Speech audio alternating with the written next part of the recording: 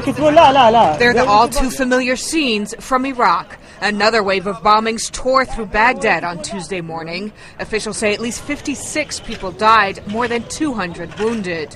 But for many, this round of violence seemed more symbolic. That's because it comes 10 years to the day that Washington announced the start of the invasion on March 19th, 2003. And frankly, I think we went in with the idea this was entirely a security issue, and realized that, frankly, there's a lot of politics to it, a lot of internal Iraqi politics that, maybe U.S. soldiers are not the best people equipped to deal with Iraqi politics. One local resident couldn't agree more. He was eyewitness to this historic event in 2003.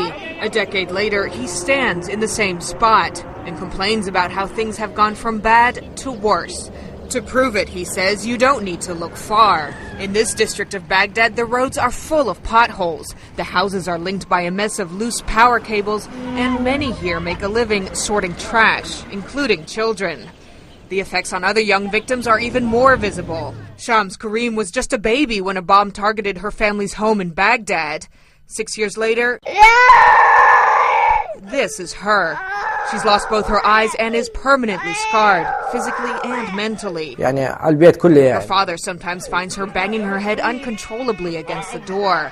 She's one of tens of thousands of victims whose lives are forever scarred by the violence of war. I'm not going to say it wasn't worth it, but I am going to say this was a very tough proposition. We went in with some complete misconceptions of what Iraq was about, and we've had to deal with that. Scenes like this have become all too common.